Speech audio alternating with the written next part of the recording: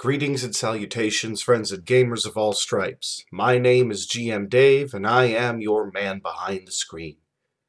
Autumn is nearly here, and with it comes the Halloween season, which of course means that we're going to be turning a lot of our games towards the spooky, the scary, the supernatural. Yes, horror is the name of the game at this time of year, and with so many different options for horror games out there, or horror-themed games that we can run, well, it can be kind of hard to know where to start, what to do, how to even set up some of these games, especially if we're not used to running games in this genre. And so, with that in mind, and just being in the spirit of the season, Halloween is my favorite holiday after all, I decided that I want to dedicate the rest of my channel this month towards exploring the themes of horror that make Halloween and horror-themed games in the month of October so enjoyable. Now, we'll be looking at a few different aspects of this over the course of the month, including things like how to make your games more suspenseful, how to make mundane moments more frightening for your players, and even things like how to explore more psychological horror in the style of Lovecraft, for example. But for today, I want to start with something that is a little bit more lighthearted and fun, but still very important all the same, and that is exploring the kind of things that you want to avoid doing with horror-themed games. And we're going to be doing this by taking a look at some bad horror movies and seeing the kind of lessons that we can learn from that. Now, primarily, we're going to be looking at one movie in particular, but before I reveal what that movie is, I do want to kind of discuss why it is that it's important to look to bad horror movies, including those of the so bad they're good variety, to learn some lessons about the kind of things that we should avoid. And really, the primary reason we want to look to these movies is because they provide a plethora of examples of exactly the sort of things that will destroy the tension, the fear, the feelings of suspense and shock that make horror so enjoyable. These feelings of shock and suspense and surprise that make horror so enjoyable, this feeling of fear and sometimes even that creeping sensation in the back of your mind that something's looking over your shoulder, these are the kind of things that we really want to create for our players in these games. And the movie we're going to be looking at today provides some pretty recent examples of how exactly not to do this. Now, there are a lot of examples of bad horror movies out there, and believe me, I mean it when I say a lot. And I've seen a lot of them. Watching bad horror movies is something that a ton of people really enjoy, but for me, it gives a particular brand of pleasure. I am a horror movie buff, and watching the bad horror movies, picking them apart, and laughing at the absurdity of a lot of them is very enjoyable to me. So whether you're talking bad horror comedies like Critters or Santa's Sleigh starring Bill Goldberg, yes, that Bill Goldberg, the wrestler, as a murderous Santa Claus who is actually the son of Satan, believe me, that is a movie worth watching. It's hysterically bad. Or films that attempted to actually be more serious but failed in that, such as Plan 9 from Outer Space, which is possibly the most famous example, but also fare like Troll 2, which gave us this famous scene. They're eating her! And then they're going to eat me! Oh my God!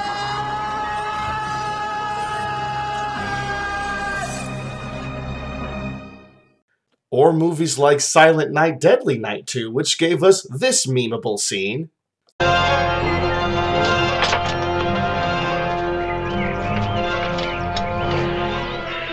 Garbage day! Huh? No!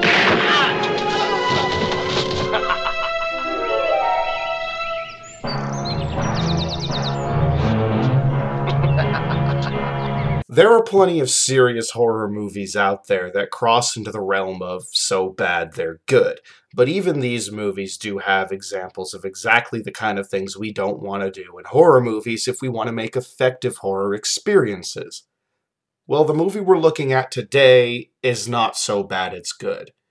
It's just pretty middle-of-the-road bad, and really, it's rather boring and forgettable. In fact, when I do name this movie, I bet that the handful of you that did see it when it came out, or sometime after that, are going to say something along the lines of, "Oh my god, I forgot that even existed," because it's just forgettable, boring, and all around a snore to watch. And that movie is the 2009 remake of My Bloody Valentine, better known as My Bloody Valentine 3D. Yes, this film came out at the height of the 3D craze, so of course they had to get some 3D in there. Now, I was originally going to do a full review of My Bloody Valentine, followed by a breakdown of why exactly it gets so much wrong and why exactly it actually fails as a horror movie or even as a piece of entertainment in general. But the original recording I did ended up being nearly half an hour long, and honestly, My Bloody Valentine 3D is such a forgettable, boring mess that it just does not deserve that kind of attention. So instead, I'm just going to give a quick flash review to bring everyone to the same basic page so that we at least have an understanding of exactly the kind of problems that I'm talking about. Ready? Here we go. So My Bloody Valentine 3D is set in a mining town whose name I honestly can't remember because it maybe is said once or twice in the movie and really it's of little consequence. The fact that matters is that this is a mining town.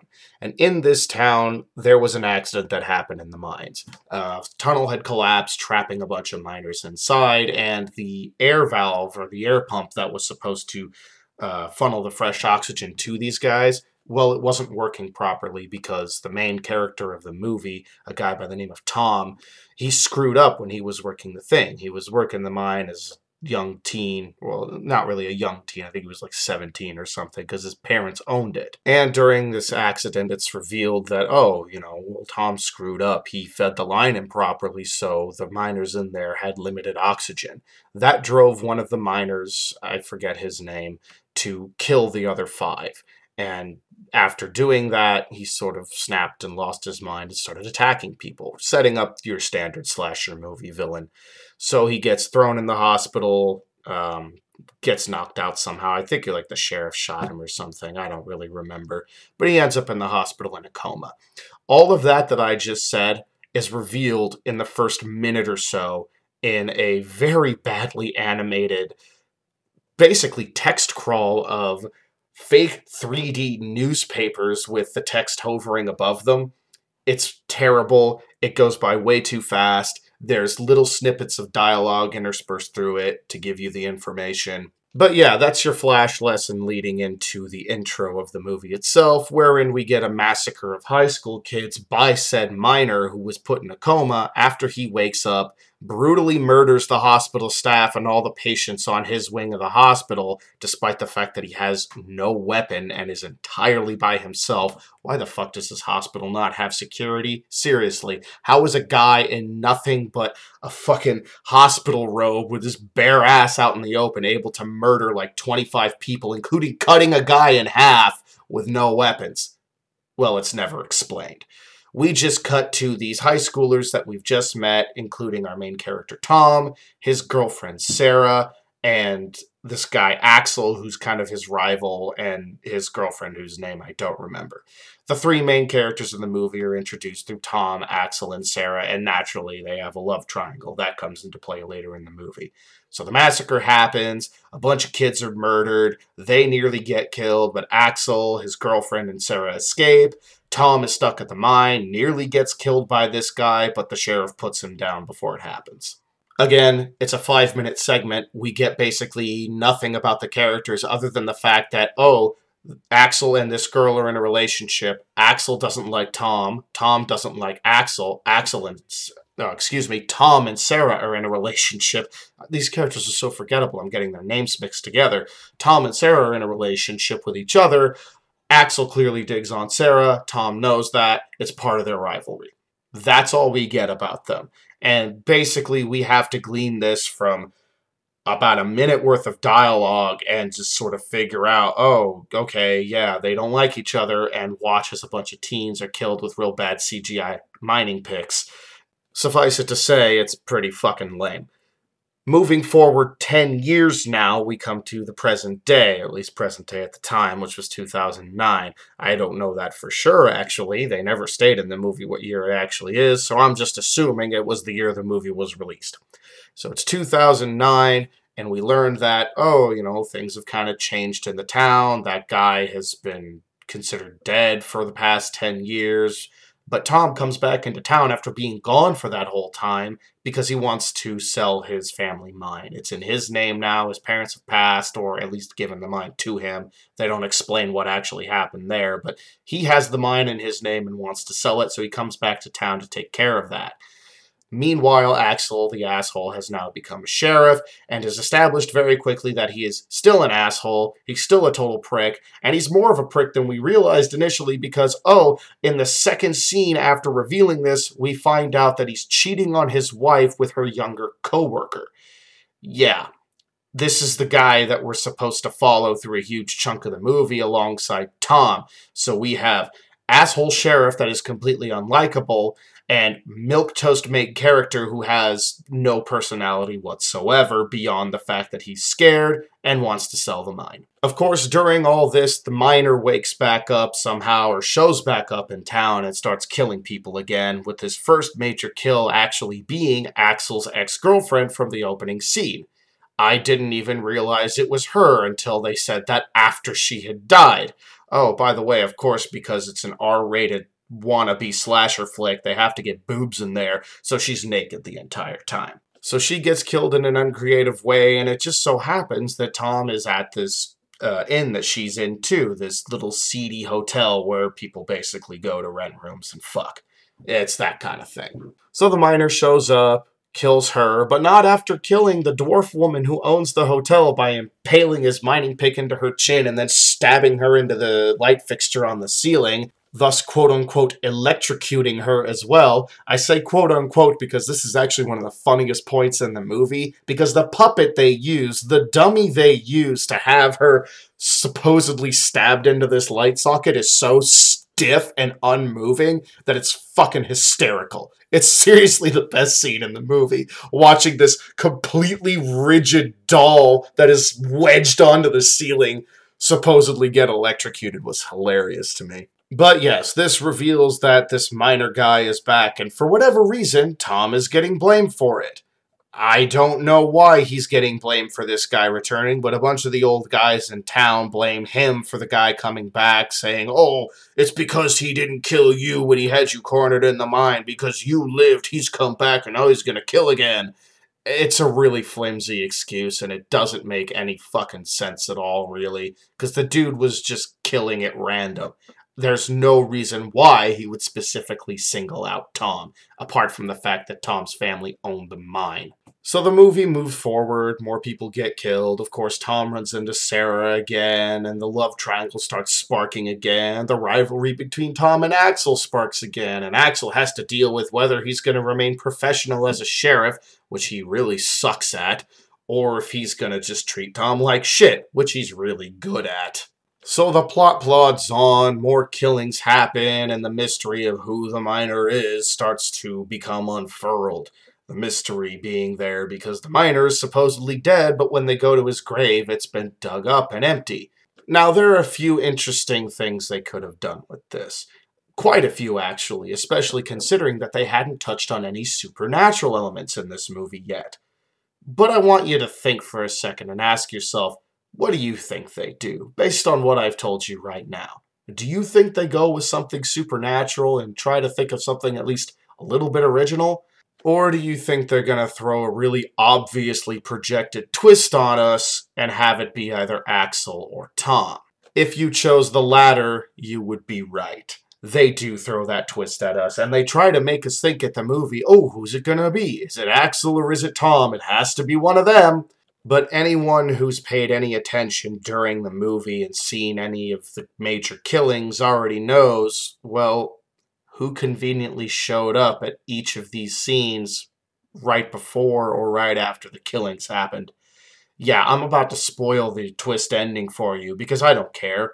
This movie's crap. It's still worth a watch if only for the lessons of what not to do with a horror game, but it's still a crap movie, so I have no qualms about spoiling the ending for you. It's Tom. Turns out he'd actually been in an insane asylum for the past 7 years and came back to town to sell the mine, like he said, but he had never really fully gotten over what had happened. So it's revealed that Tom thinks the miner is still alive. He sees the miner in his head going around doing this stuff, but it's actually him. So this miner guy is kind of now living in him as a split personality. And a showdown ensues between Tom and Sarah and Axel. And of course, you know, the movie ends about as predictably as you'd think, baiting for a sequel. That fortunately never happened. Now, normally I would just end the review here, but there is one thing about the ending that I do specifically want to note, because it involves one of the lessons that I want to teach in this video. To put it plainly, the movie completely fucks up its ending because it reveals the fact that Tom is still alive before it has Axel and Sarah removed from the mine by medical workers. The reason why this is a problem is because when Sarah and Axel are removed from the mine, they try to do a fake out with us and make us think Tom is actually dead. Problem is, you literally just showed him alive and killing one of the emergency workers to steal his uniform 10 seconds earlier. Yeah, that doesn't work when you do that. You don't reveal the twist ending before giving the twist. It doesn't work that way. Oh, jeez. This was a terrible movie. Absolutely horrible. Nothing about the characters are likable. The story is boring and predictable. It just gets everything wrong. So what are the lessons we can learn from it? First and foremost, suspense. One thing that this movie really tries to do is build up a sense of suspense. Like, you don't know where the miner is going to strike next. You know he's clearly after that group of friends that got away, but you're not really sure when he's going to show up and try something again. At least that's the idea. The problem is that the movie is so predictable and does so much by the book, is so formulaic, that you already see these things coming 1,000 miles away. You could see the scenes being set up, and it fails on that level completely. There is no suspense to be had. There's no good time spent building up. And more importantly, there's no good time spent building these characters into interesting people we care about. Suspense works when you have characters you care about. Jaws is an amazing example of pure suspense. In the first hour to hour and a half of that movie, you don't know when the shark is going to show up. You don't even see it until halfway through the movie, but you know it's there. You know it can strike at any time, and it scares you and makes you feel nervous because you care about the characters. You care what happens to them. You care what happens to the people of Amity Island. They matter. The people in My Bloody Valentine 3D do not matter. No one is important. They're either milquetoast, boring, and generic, or they are the worst, most despicable assholes out there. So there's nothing to connect to. There's nothing to care about. You need to care about the characters in the story. Lastly, the mystery. The mystery idea itself is perfectly fine, and the concept that they have for this movie actually really could work. I'm actually very curious to watch the original from the 80s to see how well it does, because I do think that there is a lot of promise in this concept. It's part of the reason why I wanted to watch this movie originally. Unfortunately, as I mentioned, the movie is very predictable. It shows its hand far too early. It tries to play red herrings on you, but is way too obvious about them. There's no subtlety involved. There's no use of tact. It's just formula. Hit the notes, buy the number, do this, do that, do this, do that. Avoid formulas like that. You don't have to avoid them completely, mind you, but you don't want to strictly adhere to them. You need to break bounds, and if you're planning a mystery specifically, you need to be careful about the hints you drop. You need to pepper them carefully, not just plop giant boulder-sized hints right in your face that are going to reveal, oh, well, I'm half an hour into this movie and I've already basically figured out the main character is probably actually the killer, and he's just seeing things in his head. It's very obvious what is going on because they don't do much to disguise what's going on. They don't do enough to throw you and make you think that things are happening differently. And the times that they do, they always use the most obvious targets. That is a big thing that will destroy the mystery of your games. If you want to create a sense of mystery, a sense of suspense, you need to make red herrings that are actually effective. My Bloody Valentine 3D completely failed in this. So in summation, there are 3 major lessons that bad horror movies can teach us about what not to do in our horror games. The first lesson is to make sure that the suspense you're building actually is suspenseful, that it makes your characters feel nervous. It makes your players feel nervous and afraid of what's going to happen next. You need to build suspense carefully by providing those moments that they're not expecting. You can't just adhere to formula. Secondly, the characters in the story that you as the GM are providing, and then even the ones that the players are providing for themselves, you need to care about them. You need to give enough of a damn about the characters involved in the story to care about the stakes. There are no stakes. Nothing matters if you don't care about the people these things are happening to. You need to make characters that are compelling. And lastly, especially if you're involving mystery, you need to make sure that you put enough hints in the story that you're providing to make it solvable for your players, but not so many that they can figure it out in an instant. A cautious, careful hand needs to be used. Pepper the details, don't drop them in boulder-sized chunks. Do not make things obvious. Don't just adhere to the beat-by-beat formula. Be willing to break the rules a little bit and surprise your players. Well, that's about all I've got for you today, friends and gamers. I hope you enjoyed this video, and if you did, please feel free to leave it a like and consider subscribing to see more. So what are your thoughts on this idea of taking some lessons from bad horror movies, looking at them to find out the kind of things that we should avoid doing in our horror-themed games? Do you think there's something of worth there? Do you have examples of your own from bad horror movies that you've seen? Please let me know your thoughts in the comments down below. I always look forward to the conversations on these videos. While you're at it, make sure to open up that description box and follow the links to my social media pages to get the most reliable notifications of when my videos go live.